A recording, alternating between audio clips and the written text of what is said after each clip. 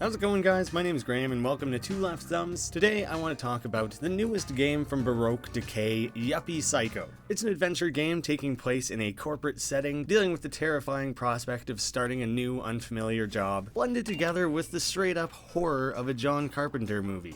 While it is a horror game, it doesn't solely rely on jump scares. In fact, there's very few of those sorts of moments in this game. It's very narrative-driven with lots of weird body horror, disturbing imagery, complex characters, and unexpected twists and turns. The blending of its cartoony pixel art with its much more serious story content is done quite flawlessly in my mind. I really can't recommend the game enough. I really enjoyed it. Not for the weak of heart, but if you really don't like amnesia-style jump scare horrible stuff, you might enjoy this tense setting, character-based thriller more so than that. So please, even if you don't think you like horror games, I would recommend giving this one a chance. That being said, this video is going to be very spoiler heavy. So if you're at all interested in playing the game for yourself or seeing more about it, I would recommend picking it up and playing through it before you watch this video, or at the very least you could watch my own playthrough here on the channel. You can click this little icon here up in the corner. It's a 10-episode playthrough spanning about 9 hours. I know that seems quite long, but the game never feels repetitive, and I did my best to edit out anything that would be. So I think it's a nice tight 9 hours, as contradictory as that might sound. But for the rest of this video, I'm going to assume that you've seen or played through the game yourself, because we're going to get deep into spoilers, secrets, Easter eggs, all that good stuff. A huge shout out to everyone who worked alongside me in the comments section while I played through the game myself. Through thorough exploration, guided by plenty of hints and suggestions within the comments, we were able to discover quite a few of the secrets within this game, even just on a first playthrough. But I've tried to expand on that by doing more research after the fact. First, we could talk a little bit about the name, Yuppie Psycho. I don't think Baroque Decay has ever said very specifically how they landed on that name, but it's pretty apparent to see where their influences came from here. Yuppie is a term that came around in the late 80s, used to describe young professionals, up-and-coming business-class wheelers and dealers. Yuppie culture is all about these young business entrepreneurs, but it's much more than that. It really is its own lifestyle. It's all about affluence, opulence, showing off everything that you have. Having money doesn't mean anything if you can't flaunt it. That power and status means much more to you than the material things themselves, but they themselves are a great way to prove that you have power and status. It's what you have, not who you are. No plain ice cream. I want a Dove bar. I'm a player.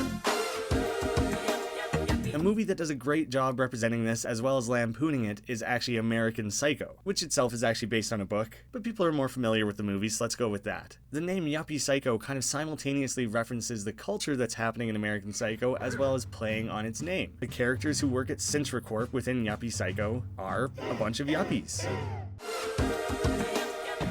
This company is degraded to the point that jobs don't even matter. It's all about status and power. Even outside of the company, citizens are ranked and classed. Brian Pasternak, our main character, starts as Class G before joining Cintracorp. Chapman, who's one of the first characters that we actually meet when we arrive for our job, is the complete embodiment of this yuppie culture. If you never go and watch American Psycho and are curious what exemplifies those characteristics, look no further than Chapman as a character. Now, obviously, there's the twofold of Psycho based on the fact that the shit that goes on at Cintracorp is quite psychotic. The structure of this business, how people operate within it, the fact that no one seems disturbed by what they see on a daily basis, and the fact that there's like magic and mystical things going on is pretty psycho. So along with being an incredibly cool, catchy title, Yuppie Psycho is very informative of the game that you're in for. There's a lot of interesting things going on with the timeline in this game. There's lots of small little instances that place dates. While exploring thoroughly through the game, I'm not sure if I found every single one,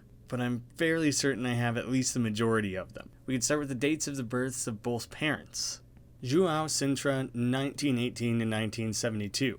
Zhu Ying, 1924 to 1982. We know that Cintracorp was originally founded in 1951. The family was relatively happy, but were struggling with their inability to have children. At some point they went abroad and acquired Demori. Ray Sintra is born in 1961 and Cintracorp is on the rise. There's a financial article from 1961. International banks recommend buying shares of the Cintranet Group in the face of forecasts of higher stock market growth. Support the miracle of a small family business that is now at the top of the economy. A statement from Jay Sintra, founder and president of the company. I do not believe in luck, I'm not superstitious, the key is knowing how to take advantage of opportunities. In 1971, we get the first mentions of Project Cornucopia. This is where they're seemingly making copies of Ray, who at the time was only a 10-year-old girl. It's an internal report, Project Cornucopia, April 14, 1971. Backup copy updated. Observations: the subject does not seem to suffer or remember anything from the procedure. Future experiments could study whether we could modify one of these copies and integrate one into part of our network. I guess the family felt like things had been going well, they were investing further into the company, and they were starting to ignore Demori.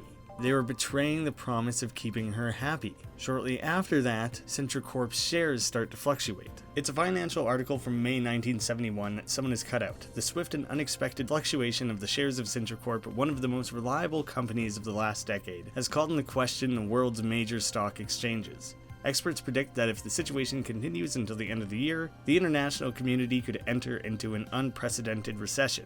We begin to see further evidence that Demori is definitely unhappy.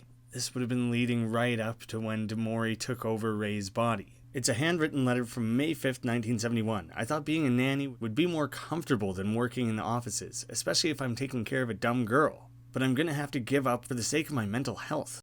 There's another page. I understand the stress that the family is going through, and that it's a bad time to leave my position, but that witch has not stopped crying in the last 3 days. Her crying gives me goosebumps. Shortly after, in 1972, is the death of Ray and Joao. Obviously, this is actually the time they would have burnt up Demori, but they were unable to recover Ray. It's unclear how Joao died, but there's a chance there was a lot of grief and guilt associated there, having burned their other daughter. It's not overly surprising that he was removed from the picture. There's a clipping from a Society magazine. Was the recent funeral of the heiress of the Sintra fortune part of a cover-up?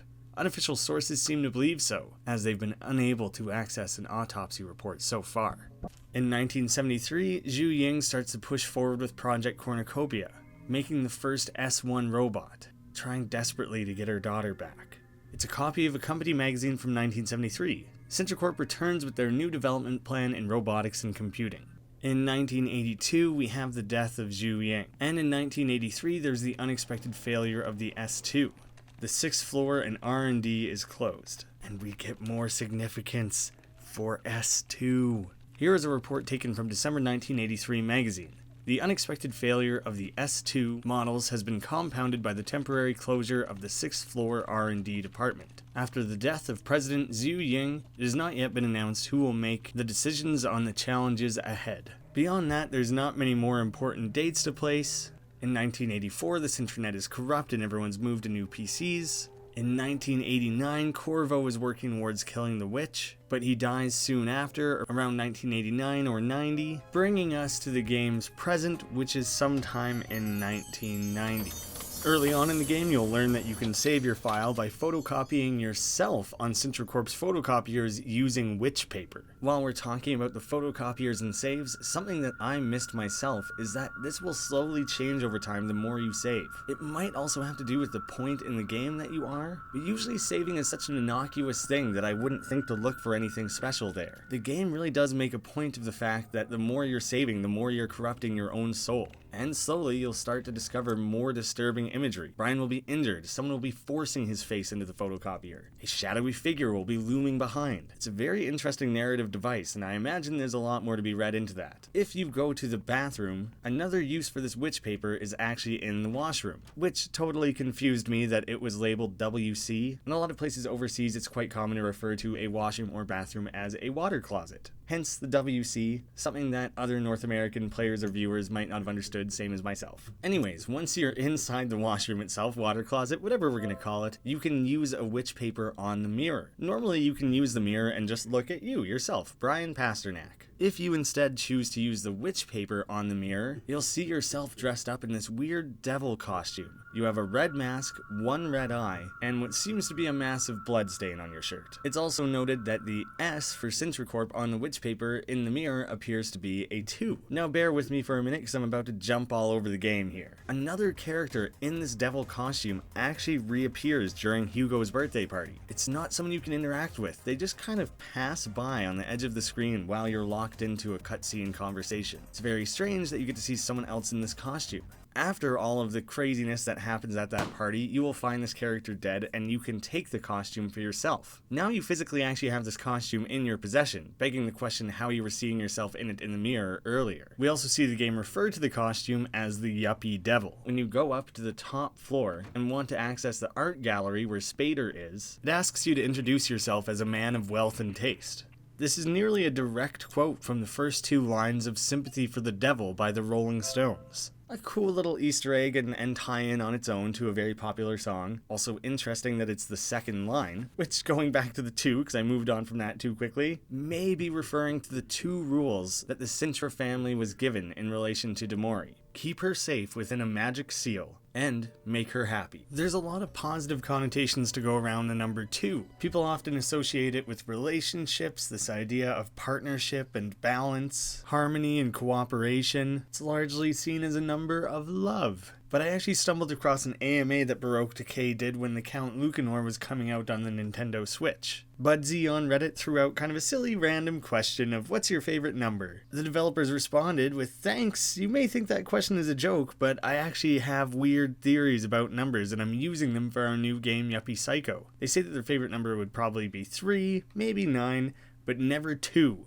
2 is pure evil. So likely they're leaning a little bit more on the negative connotations of the number 2. Duality, opposition, separation, antagonism. Some people view 2 as the personification of the devil's evil. That 1 by itself is the unit, pure and unblemished. 2 is a weak number, ugly, sterile, and unhappy, building off of 1. With nothing left good to add, it contributes only evil to the equation. I would say this line of thinking is probably much more close to what Baroque Decay had in mind with the Witch Paper 2 in this game. The only other idea I have for the 2 is that it's referring to the 2 girls, Demori and Ray. If anyone else has any good theories and evidence to back that up, I would love to hear it. You can repeatedly revisit Sintra in the Sintranet. Ensuring that you do so after major story beats will reveal more of this world. If you visit at all the appropriate times, which I don't know the precise moments they have to be, the world will be expanded enough to include Sintra's pool. Here we find her swimming laps around the pool, seemingly apathetic and giving up on pursuing the witch. We also start to see a little glitchiness around the room. She's worried that perhaps she has become corrupt. We also get a little bit of foreshadowing from Brian that he is afraid of water. When I was little, I almost drowned, and since that time I prefer to stay as far away from the water as possible. Sintra also refers to going to the beach with her parents. Just another little kernel of lore here, hinting that maybe more than just Ray's physical appearance was used as the model for Sintra. I bring this up now because there's a little martini glass on the table next to Sintra. She won't let you take it, claiming it's her cocktail. But if you go to the southern end of the pool in kind of the shady, dark area, you can find another one of these, and when you pick it up, it is the Devil's Blood. Towards the end of the game in the art gallery, we also find another red cocktail around where we sit down and talk to Spader. This one doesn't have any sort of description or name, but when you drink it, your strength is recovered and you go back to full health. The devil, blood, devil's blood, all of these are recurring motifs throughout the game. Even at the north portion of the pool, there's a bandaged up, bleeding figure that looks like what we come to associate with the witch and her children. The other statue is a man with horns. He looks like a demon. Sintra is sitting here talking about her parents in a room with a man and woman statue that look like the witch and the devil. Supposedly, witches are made by drinking the devil's blood. Going even further with this, when we're dressed up as the Yuppie Devil within the art gallery, we walk by the head of the original Sintra. She sees us and refers to us as Daddy. Spader's a little bit wigged out. He's never heard this thing talk before. The pamphlet outside of this art gallery refers to it as an exhibition in the honor of Devil's Blood. If we return to the archived area within the Sintranet, there's the empty painting at the end of the room with the plaque that reads The Devil's Blood. We can then splash the blood on this, granting us access to a new area. It has a few narrow halls in which we can find a lone book on the ground. It says it's Hexenhammer. What's it doing lying here? Exploring deeper into the room, we'll find a bunch of glitching out books, folders, and what have you all over the room. What's all this? They all say Hexenhammer. All of them are Hexenhammers. Why are there so many copies of the book here? Everything is full of digital copies of Hexenhammer. They're of no use to me. Seemingly, either Sintra is glitching out and copying this thing endlessly, or many of the previous hunters have made it further than we thought. Maybe many of them have found the Hexenhammer and had it copied before, only to die later on, have the quest abandoned, and the progress they made lost. The fact that Devil Brian in the mirror has one red eye seems to be a bit of a recurring motif. Demori herself has red eyes. The character who sold Demori has red eyes. We also have to collect the red eye stones to access the mausoleum in which Rei is buried. And when we later learn that Rei and Demori switched bodies, very subtly, through a little bit of color manipulation during this cutscene, it appears that the picture overall is just turning more red, just kind of as the tone of the scene is changing. But very cleverly, you'll notice that Rei's eyes switch from green to red, signifying that this is around the time Demori would have taken over. Obviously, the big giant snake has red eyes as well. This idea of Brian having one red eye and being called Daddy when he's dressed up as the devil. There are so many unanswered questions there. What does this devil represent? Why does it have blood on its shirt? Who is the random character that was killed, and why were they dressed as the devil? Why are we seeing ourselves that way in the mirror without even having the costume? What does Mappy know or see that we don't? When you go and talk to them after the party, they say that they're recording a new film, Mr. Devil. The whiteboard on the wall has changed a few times, going from Eat to Happy Birthday to Brian during all the chaos, and now Devil afterwards. After your initial conversation with Mappy, if you talk to them again, even without the costume on, Mappy tags on this little "said the devil" after what you say, adding this narrative quality that you are the devil. This is just more of that perception that Brian is the devil, or somehow connected to the devil, or somehow connected to this family. Let the theories run wild. The Hexenhammer that we're sent to retrieve. This is a text on all things witches, how to find them and how to destroy them. We eventually learn that it was published in 1487 by Kramer and Sprenger. This is actually based on a real ancient text, the Malleus Maleficarum, from Heinrich Kramer and Jacob Sprenger. Malleus Maleficarum translates to Hammer of the Witches, and it's considered a treatise on witches for finding them and hunting them. It's a massive text. I wouldn't recommend reading it for yourself, but if you're curious about the history of witches, it's a neat thing to look at, and I like that they pulled on real-world history to build the lore of this game. There are only a couple points in the game when Rustov and Malone's office is actually accessible. If you wander in during one of the right times, you can talk to Jenna Malone, the office flirt. Pasternak, are you a man of flesh or blood? If you answer, I'm a man of flesh, oh, how disappointing. And all the employees laugh. Still, I hope you have some tricks up your sleeve. If instead you answer that you are a man of blood, ooh, I'm waiting to see you turn into one time comes. Me, I'm a man of blood too, Malone. Shut up, stupid. And then with a slight glitch here, during the ... when it shows the drone guy's face, it'll actually say Brian instead of employee like it did before. Throughout the game you can find VHS tapes from Videoclub Misterio. I'm not sure if this is fully intentional, but the fact that you're collecting videotapes actually ties into a rather famous line from Patrick Bateman in American Psycho. Where are you going? I've got to return some videotapes.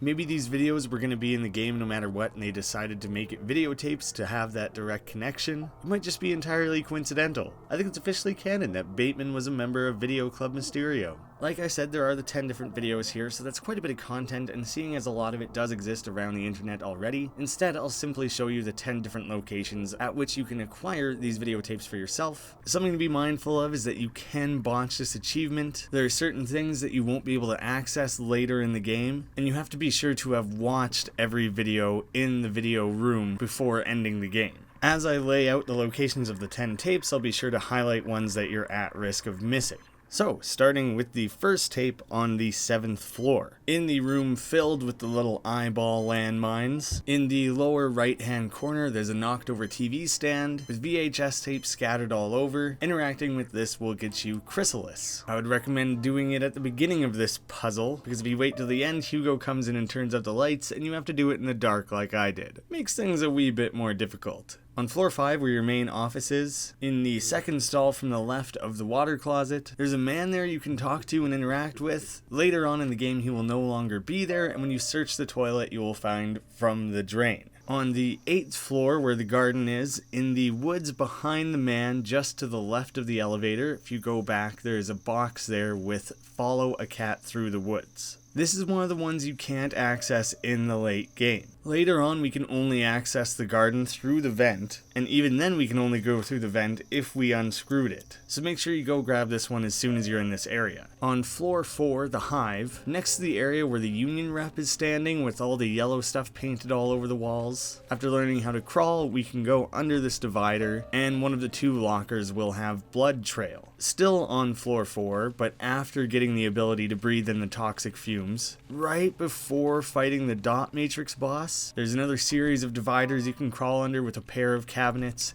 Inside one of those is the weary human face. Later on floor 8 with the garden, but after we have the ability to access the actual graveyard area, behind a tombstone to the right of the Sintra family mausoleum, there's another container that contains apparition. There's some confusion here, it's apparition, appearance, it's kind of interchanged within the game, I think that's a slight error. Again, because you can only access parts of the garden later in the game, you need to make sure you get this one as soon as it's available to you. The remaining 4 are only available in the late game after Hugo's party. Back on the 5th floor in your main area, over by Office C, there's a dead guy in a loose briefcase which contains fired. On the 9th floor, when going through the art exhibit, if you very specifically look at all the paintings except the Red Lady, that being the one that's actually needed to complete the puzzle, but by looking at the other photos, you'll notice that the velvet ropes around the dot matrix machine start to fall away. Once you notice that the 2 different ropes are knocked down, you can complete the puzzle same as usual, and after talking to Spader for a short little while, when we walk back through this way, the dot matrix will have left, leaving behind a briefcase that contains Office Party.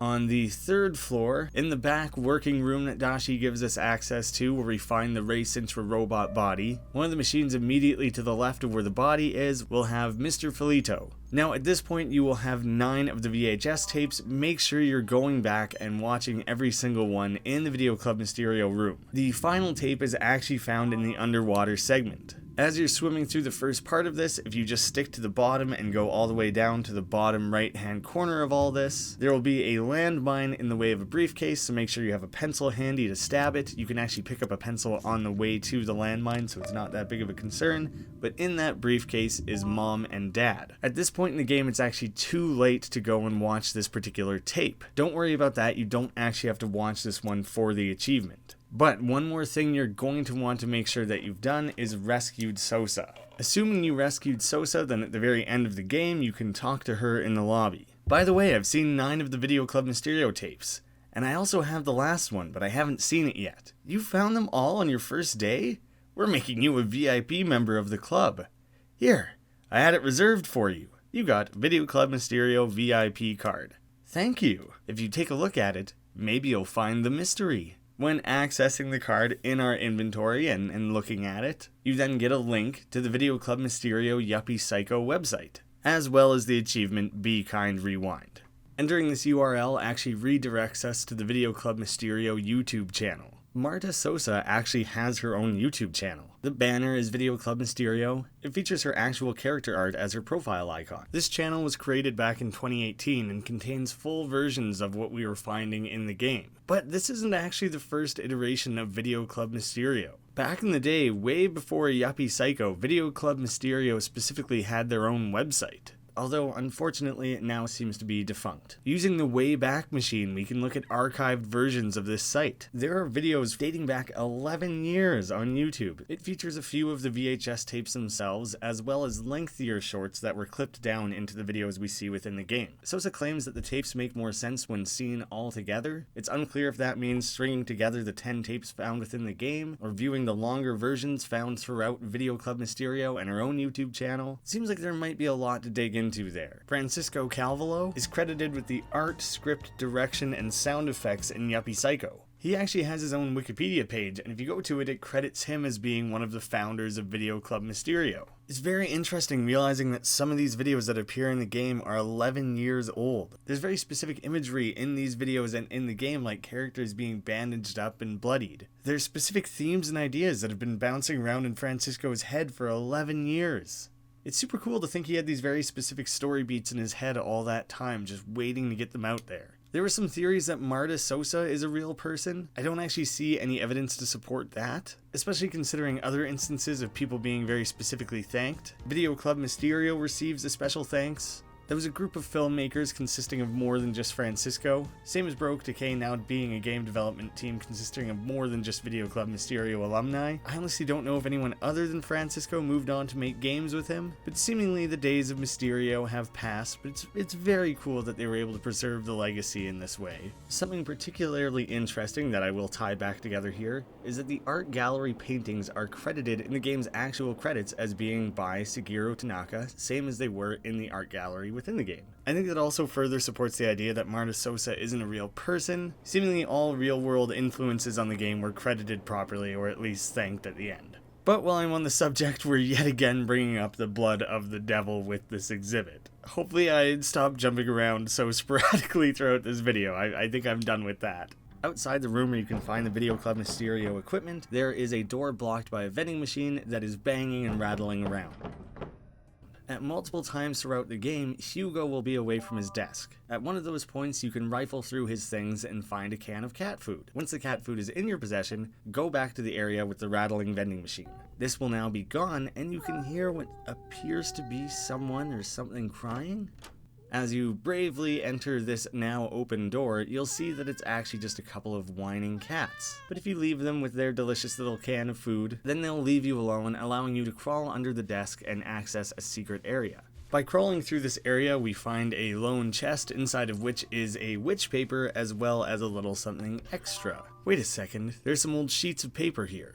After reviewing several non-official studies on the Hexenhammer, I begin to think we are missing the key roles of the familiar spirits. Spider, bat, cat, rat, white wolf, owl, raven, toad, and the most important of all, the snake. Now, there is plenty to speculate on here. We see most of these throughout the game. There's a spider on the wall outside of the archives. We see cats in the room just before this. The owl is found flying around holding the gems, as well as being in the library. We frequently see Hugo running around dressed as a toad. The raven would be the old witch hunter Corvo. And the snake, of course, is the end monster of the game. Just a little bit of extra world building, expanding further on what is known from the Hexenhammer. Upon meeting the very eccentric forest goblin, we learn that he can grant special powers after licking barcodes. Who knows what the hell is going on there, but you can give him a cereal box with a barcode on it. This is actually required to advance the story. He'll give you a contract that allows you to breathe toxic gases. This one has to happen. The second barcode you can give him is actually entirely optional. On the second floor, Initiation, where Chapman was sent, there is an initiation test room.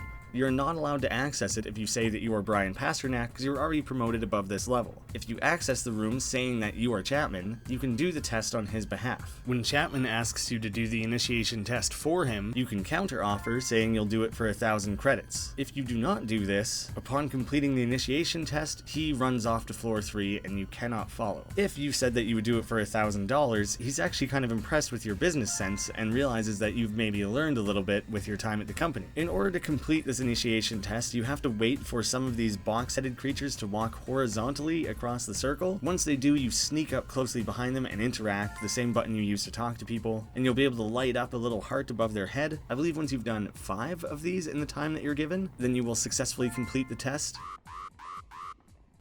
The test is over. We announce that a new employee has passed the promotion test. Congratulations, Mr. Chapman, you're now a 3rd floor worker. This time when Chapman receives his promotion, he'll throw the $1,000 on the ground for you on his way out. The other initiates on the floor will swarm it and pick up the credits before you actually get a chance to get it for yourself. Regardless of if you offered to do it for free or if you tried to swindle him out of his 1,000 credits, either way, a carton of cigarettes will be dropped on the ground. Cigarettes, which you can then take to the Forest Goblin to have licked for more special powers. This one costs 3 witch papers and allows you to breathe underwater. Pretty awesome superpower, totally optional, but it does make the end part of the game actually just so much easier. You can get good at the end game with practice anyways, but believe me, this is easier. One of the magazines in the canteen has a man standing on top of Sinterkorp in a red cape. This very much reflects the ending where Hugo survives, albeit temporarily. When we eventually go up to Hugo's office after he's worked his way up to the top, Kill the Witch has been cleaned off of the monitor. In the corner, you can see janitorial equipment. Through one of the endings, we get a flashback seeing that Hugo started in the company as a janitor himself. It's actually quite likely that when he gained access to this office for himself, he put in a little bit of elbow grease, maybe for the first time ever in this company, and cleaned up the mess himself using his own janitorial skills. When escaping the dot matrix, we run out through the cave. Afterwards, we can actually come back to this area, but do be warned, it is quite easy to block yourself from being able to access this. When you're shifting around the cubicles, there is one particular movement that cannot be undone from the other side, so you have to fix it before your access is blocked after the dot matrix fight. So just quickly, you move this out of the way to get through, and then move it back as you continue on forwards to leave that available to you. Outside the entrance to the cave, it's a circular for all employees, dated April 4th, 1984. Employees are required to use new computers. Sintranet are corrupt, vulnerable to computer worms. We start to see lots of repeating S's, seemingly from corruption or encryption, but starting to feel very reminiscent of the snake. There's also a chest that has the cassette tape. And very specifically, Brian will refuse to go back into the cave. Back at the Videoclub audio-visual room, you can look at and use the voice tape, giving you the achievement voice, at which time you see a shadowed figure holding their own head, after which time the camera will begin to pan upwards, showing that Brian is now a little more centered on the screen, giving you a bit of a hint that maybe the configuration of the room has changed. You're now able to walk straight forward through the desk and wall, off into a dark area with a bloody path. You will need the flashlight to see this properly. At the end of the path is a stack of papers housing a pool of blood in which is standing a headless Kate holding her own head. Interacting with this disturbing image produces nothing but pauses from both this vision of Kate and Brian. It also works to foreshadow the events of Hugo's party. At several points we get to hear the legends of three old witch hunters, E. Nazari, R. Corvo, and A. Moita. R. Corvo we find at the bottom of the toxic pool and borrow his card, permanently borrow. We also see Corvo a couple times through different flashbacks, and you can even find his little hideaway. Finding this hideout is simple enough. When you're on the 4th floor, you basically just go to the left, crawl underneath things, keep going to the left, and then you'll find kind of a cleared out little crook with hunters sprawled across the floor. A. Moita is referred to repeatedly through the game as AM. There are 3 different altars in the game that you can fix and pray at, and if you pray at all 3 before accessing the coffin in the mausoleum, then AM will present themselves to you, telling you the story of how the Sintra family came into possession of Demori, outlining some very critical pieces of lore. Also, more red eyes. E. Nazari is never really seen or heard from. It is largely suspected that this is the character we find bound up within the library, possibly even the very same character we see on the portrait accessing that room. Another theory is that Nazari went crazy and became the Forest Goblin, but there's potentially more evidence that the Forest Goblin was the boss on the 5th floor before they were driven mad. Different characters around the garden will talk about how the boss used to be controlling, obsessive, and ambitious until recently. Hugo claims that the boss locked themselves away a year ago. The Goblin was supposedly driven mad by repeatedly seeing the witch. Hugo, trying to work his way up the ladder, may have repeatedly baited this man into seeing the witch, raising his own rank within the company. There's no full evidence to support who either Nazari or the Goblin are, but based on the information we do have, these seem like pretty reasonable guesses. There's a few interesting early teases that actually take place in the opening menu here. Nothing very spoilery, but things that looking back on it, you realize were references rather than just random imagery. The weird green gridded background is the Sintranet. The marble head is something that was found in the Sintranet for who knows what reason. There are bloody contracts all over the place. We see a VHS tape off to the side, a parsnip, which Brian eventually earns as a nickname, and the devil mask floating off to the right. It's interesting to look back and see that things that were seemingly random actually do tie into the larger game. There's a lot of mystery questions and speculations surrounding the 6th floor and what's going on with the mysterious security room. It seems like maybe a lot of this was cut content. There's potentially a chance for some DLC here. The developers have been specifically pretty dodgy when people ask about that, understandably. Jerry Terry, who's known for doing remixes over on YouTube, did a quick write-up in a Steam community post. Through hacking the game, you can actually access some of this cut content. It's relatively incomplete, there's not a lot to be seen. I don't know how to hack it myself, so I can't actually show it. Apparently there's a few unique assets. There's a mini puzzle including some tense enemy avoiding, not dissimilar to the TV face guys that patrol around. Completing this room doesn't lead to anything. Obviously it was never finished. but there's gaps in the code that hint that maybe there would have been a boss fight here. The only thing Jerry shared was this single screenshot, just to put everyone's mind at ease that there's nothing to actually be discovered there. You didn't miss any content, there was no oversights or failures. Maybe keep an eye on that Twitter though and see if there's any indications that more to this game is coming. Not that I want to put the pressure on, it's already a very full, very fantastic game. A few more seemingly random unconnected things I'd like to rattle off really quickly, most of which are tied to achievements. When repeatedly accessing the Cintranet, in the upper right hand corner you will eventually find Cintra swinging on her set. When she's no longer there and you interact with it yourself, you go for a quick swing and unlock Sweet Child O' Mine. If you choose to access the meeting room early, you will find a woman staring at a pile of horse shit. Seemingly random, just a sign of the disarray of this office, we eventually find out that there is a horse, Dada. If you revisit this room at the end of the game, you'll see that things didn't really work out too well for Dumont and Dada. Feel kind of bad for them. Mostly for Dada. During the actual motivational meeting, Colonel Dumont will get the entire room to repeat after him, run a quick little test. Be sure to pay attention. You have to say the right responses in the right order and you'll get a quick achievement for that. There are 2 different places where you can find these little red robotic pieces. We later find out they're pieces of broken Cintrabots. If you give them to Dashi, he will have rewards for you. There are 2 you can get. Giving just one of them to Dashi will give you the achievement. If it's already been the birthday party, it's too late. In our Corvo's little nest there is a box that has one of these within, and the other one is found after crawling between these 2 dividers just beside the people who are socializing. Dashi can be found on the 3rd floor. After returning to him the first of these, he will reward you with a stronger flashlight, and the second time he will reward you with the lantern, which will create circular lights around you, but unfortunately they will drain batteries twice as quickly.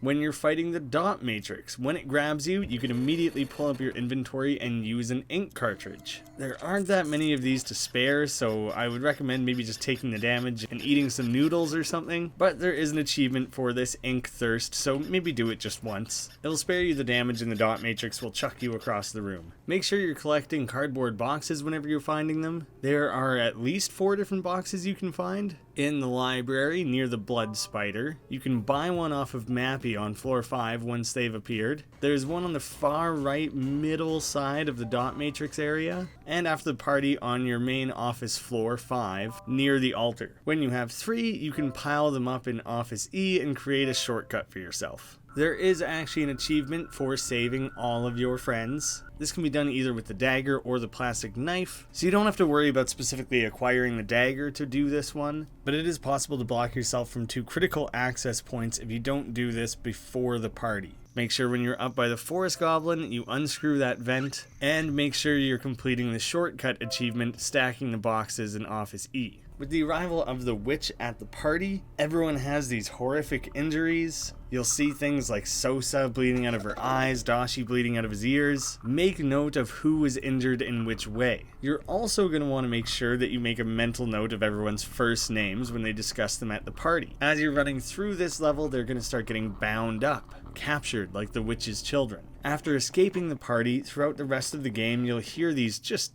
awful, disturbing moaning sounds, and that'll indicate that you're near one of these bound up friends. For example, on floor 2, you can go back inside the initiation room. This time the box-headed people won't actually hurt you. When you cut this person loose, you can see that there's blood splattered all over their body with no discernible injury. This is the same way that Chapman was injured. Tony Chapman. On floor 5, Office D, at the end of the hallway, where you initially get chased off by the weird crawling filing cabinet creature, you'll see someone with blood all around their mouths. This is Irina Rostov. Again on floor 5, in your office, you can access the corrupted Corvo Cintranet using that metallic card. Relatively near the center of all this, we'll find someone bound up with bleeding ears. This is Ine Dashi. This next one is where we need to make sure we had unscrewed the vent next to the goblin. We need to go up to floor 8, but we no longer have the elevator. We have to take the shortcut. This will put us out right next to the forest goblin. Going down south near the river, we find one of these bound up people with a massive gash in their face. This is Jenna Malone. There's one more on floor 7. This is the one we specifically need that shortcut for. Let's make sure we have all those boxes so we can climb up into the vent of Office E. This puts us out near the Videoclub Misterio hangout. Here we find a bound up creature with bleeding eyes. This is Marta Sosa. Leviosa. Which, something interesting I want to throw out there, there's a possibility that Marta looks as frazzled and deranged as she does, either because of her fear of the witch or because she's seen the witch several times before. We know that the forest goblin saw the witch 8 times and gouged out their own eyes. It's possible this was Marta's last time seeing the witch before she too gouged out her eyes. Seemingly at first, there's no way to save Kate, nowhere to be found, but she's actually hidden in one of the latest sections of the game during the very difficult underwater sequence, where you're gonna wish so badly that you took the time to get the breathing underwater ability. You can find notes hidden all around, it takes quite a bit of trial and error, they are pretty well in the same place every time, and the code is always 2468. So when you go into the elevator, where you actually find a devil version of yourself, which is extra strange, even more weird devil nonsense, you enter bell, bell, bell 2468, and it takes you to a special area where the witch seemingly is. But if you use the dagger or the knife on the witch, same as you have before, it is freed and revealed to be Kate. With them all saved, you can talk to them on your way out of the office, have a nice bit of closure, some character arcs. It's also the only way you can get one particular ending, which at this point it's probably as good a time as any to talk about the different endings in this game. There are actually 4 different endings you can achieve in this game, all of which I highlighted during my own playthrough of the game, but that's kind of bogged down with me exploring things for the first time, figuring it out, and playing around with things, so allow me to trim that down and give you the quickest version of those 4 endings. The absolute easiest ending to get is when you first enter the main office and are offered the Kill the Witch contract, you simply turn it down. Should I sign the contract? No. I have a bad feeling about this. I better not sign it. On the other hand, having my first job at an important company with all these credits, phew. The game leaves it a little bit open for you. You're not fully committed at that point. You can still go back and say yes if you change your mind afterwards. That way you can't, accidentally abort a new attempt at a game. But instead, if you choose to walk out and go to the elevator, hello, it's me again. Look, I've given it some thought and I've decided I'm not interested in the job. I don't know if I can go. The building really isn't doing you any favors, it doesn't really help you, it doesn't really give you any direction, you just take it back down to 0 and walk out. Should I leave without taking the job? Yes. You get the ending, I'm better off at home. I think this job just isn't for me. Brian leaves the job without really knowing the horrors that he avoided. Seemingly, he doesn't really get to help anyone. As the credits roll, we see that red offer letter. After the end credits roll, Brian Pasternak's job offer bursts into pieces. The next most simple ending is to actually leave the company when Hugo fires you. Hugo has earned his place at the top of the company. He reveals that he started as a Class R and has worked his way all the way up to the top. Hugo has his position of power, he tells you off, lets you know that he basically doesn't need you anymore, and fires you. Hugo has kind of worked in the back pocket of the witch all this time, diverting other characters into the maw of the snake, himself dressing up as a toad, an animal which is frequently prey to snakes. Hugo knows he's on the chopping block, that no one is safe from the snake themselves. But if he uses his position of power to continually divert others in the way, he's protecting himself and his own position. Brian threatens that. Brian is not on Hugo's side, and he's here to destroy the witch. It's easier for Hugo if he just leaves and he never has to worry about Brian again. Despite our differences, I agree with you, Brian. Central Corp shouldn't hire random people to take on the witch, and I'm committed to ending it. The least I can do for you is give you a letter of dismissal and let you go home. Isn't that what you wanted? To escape this nightmare? Yeah, of course. Take this. You get a dismissal letter. Just go to the lobby and go out the door, the same way you came in this morning. If you talk to him again, what are you still doing here, Brian? It's over. You can go home now. Despite everything you've seen, the risk to everyone you've gotten to know over the day, friendly characters like Kate and Dashi are at risk. Even the hateful ones like Chapman probably don't deserve to die. Up until this point, the building itself has been holding us within the company. It gets into your brain, under your skin, and you're unable to leave. Once you have that dismissal paper in hand, I feel like I'm no longer tied to the company. I can finally go back to my proper place, safe and sound. I don't know what happened to my workmates, and I couldn't say goodbye to Sintra. But who cares, right? I never should have come to this hell in the first place. Should I leave the company? And if you say yes, you get ending fired. Brian takes the bus home and falls asleep after a long day. The final shot of this ending is Ray's bells, slowly turning into a snake. In the first full, proper ending of the game, we do learn that Ray and Demori had switched bodies at the behest of the snake. One of the 2 rules was that Demori had to be kept within a magic seal. Seemingly the snake was deceiving Demori, playing on their friendship. using Ray's body as a means of escaping the magic seal. Maybe Demori was innocent in this. The two sisters seem to love each other even if they were fighting at the time. The intention might have been to switch bodies back. In Demori's mind, this might have been a temporary option. But once the bodies were switched, Demori within Ray's body was stashed away, causing the family to burn Ray within Demori's body, effectively destroying their family and the company. Ray's body housing Demori's mind is freed, and we're able to fully repair the original Sintrabot. This isn't precisely the same as having Ray back, but through the experiments we learned about earlier, this is a version of Ray's mind from approximately that time. At the end of this, after coming face to face with the snake themselves and defeating it, we again go upstairs to confront Hugo. I'll let this scene play out so you can see the differences between this and the next ending. Pasternak, are you still here? I've been thinking about what you told me, and I think I know what's wrong with you. What's wrong with me? What are you talking about? You're a coward, Hugo. Oh really? Me? Then what are you, then? I'm not. I have no problem admitting that something scares me or that I can't do it. I'm not hiding behind a mask. I trust others, and they help me achieve everything that seems impossible. Whatever you say, Brian, you have the power of friendship. But what have you got out of it? I'm the king of the world. What about you? I've dealt with the witch. Congratulations!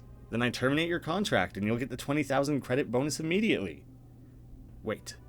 First, I want you to meet a friend of mine. Hello, Hugo. I've been looking forward to meeting you. This is Ray Sintra, the heiress of the family. According to the company's bylaws, she has the right to be the CEO of Sintra Corp. What are you talking about? That's impossible. You're not going to get in my way, Brian. That girl disappeared a long time ago. If this is really her, she'd be a lot older. How do you intend to prove it? Well... Hey you, get down from there.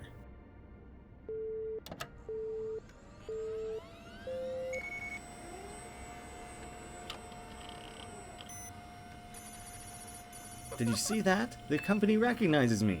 It's all mine now, Mr. Frog. This is some kind of spell. I'm sorry, Hugo, but it's true. Wait, we can make a deal. What are you talking about? What kind of deal? Well, we could. There's no deal. There's no deal. Fired. Croak, croak, croak. Fired. Hugo is now visibly breaking a sweat. She's the witch. Now pulling out the Athume dagger. A dagger! She's the witch! It's pretty gruesome, but kind of satisfying. I'm not the witch, stupid.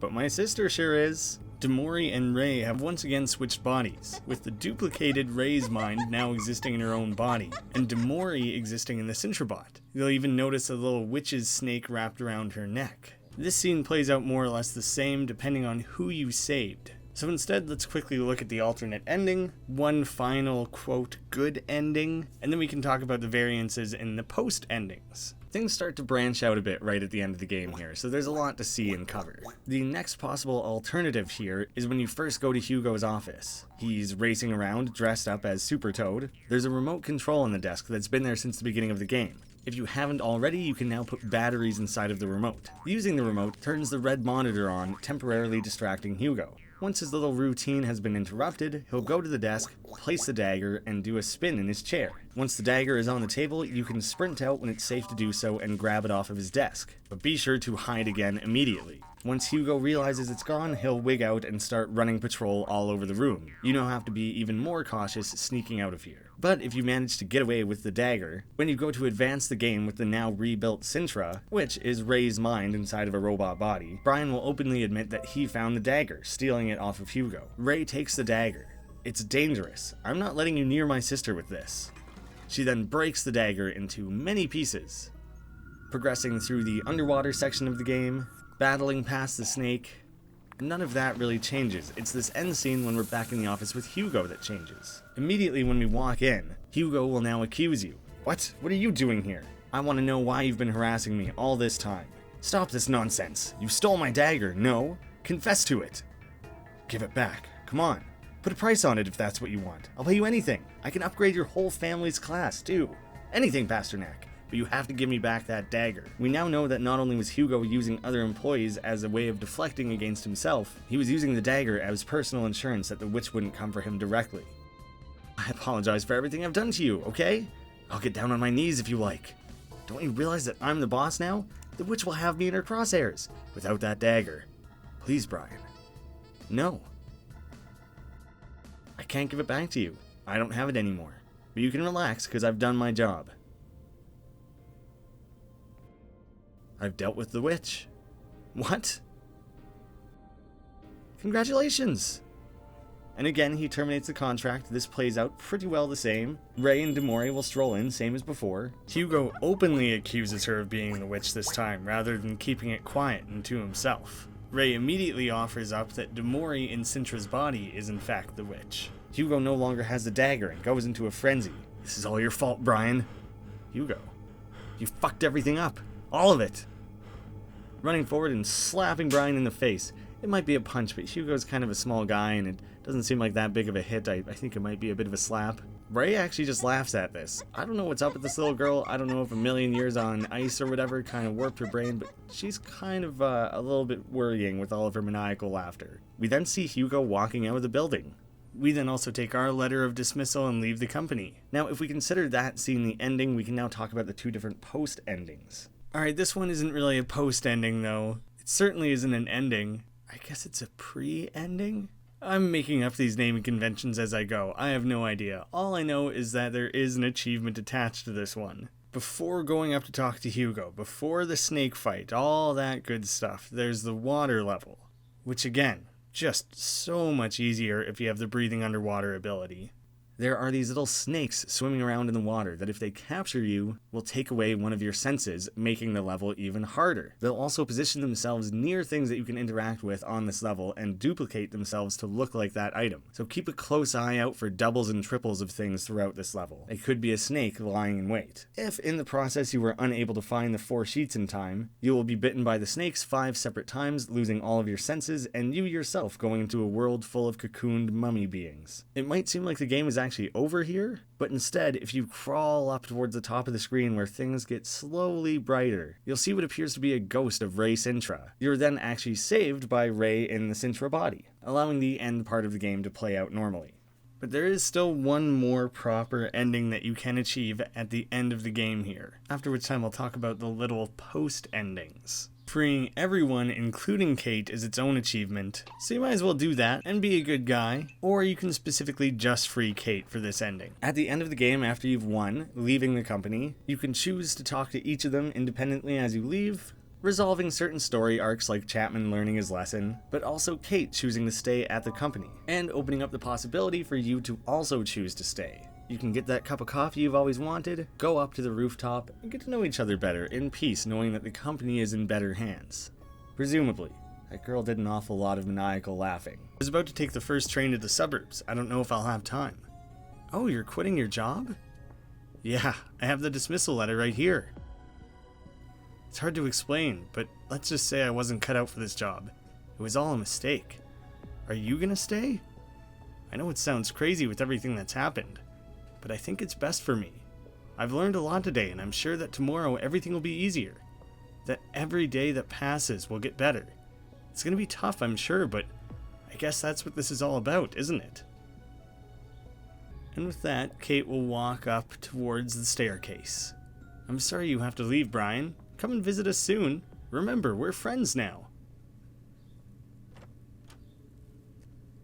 And if you chase after her like the couple of lovebirds or friend birds that you are, then you achieve a nice, friendly, heartwarming ending where you guys get to enjoy your lives at this batshit crazy company. Now I can finally quickly fire off the 2 post endings, as I'm calling them, because there's that little diversion before the end credits here, where you can either choose to go with Kate or not, even though this does carry on from the same completion conditions of having the dagger or not. These do play out after the credits, but I've probably done enough to explain why I'm calling them post endings. Let's just talk about it. I feel like the signs that I've been making this video for too long are starting to show. So first up is Cleaning Boy, where we learn Hugo's true identity, found when you don't take the dagger. Hey, this bathroom smells like ass, doesn't it? I think I know what's causing it. Look at this. Hey you, scum!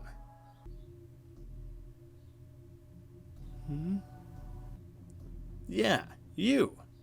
Let's see you wash up and change your clothes once in a while. You stink.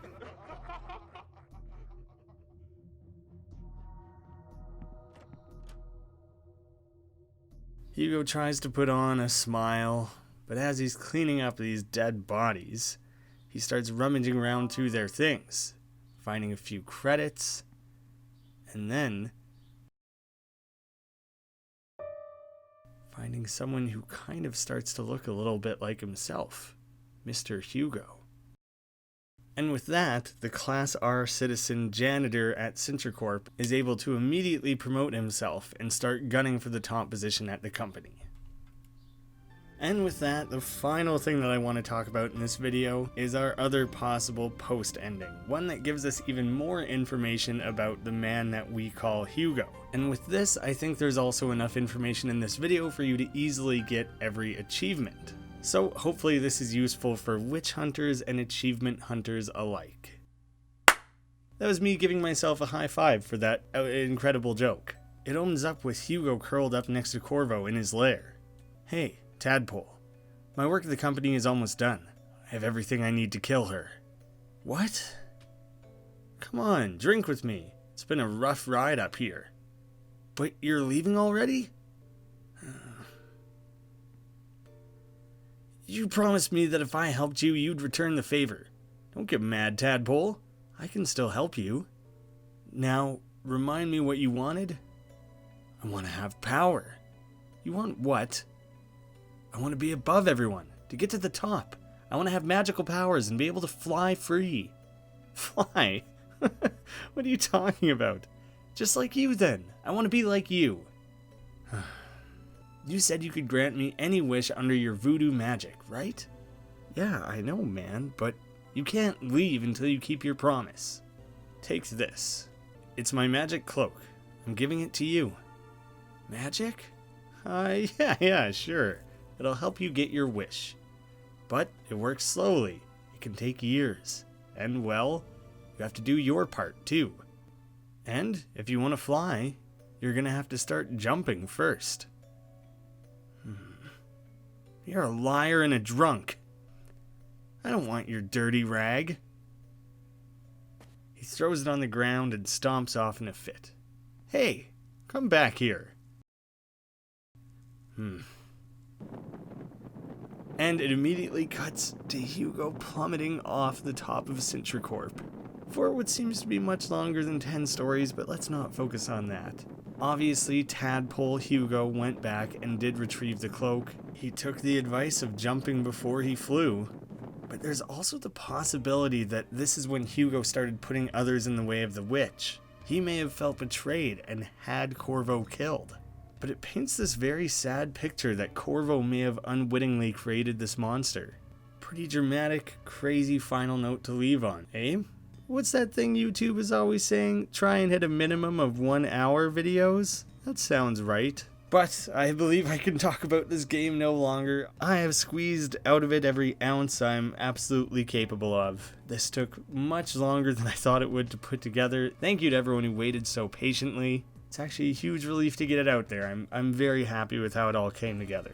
If you enjoyed this, I have other videos like this. I'll put some cool end cards in the description that'll link you to videos along this line. I gotta go get some rest. Thank you guys so much for watching. I'll see you again soon.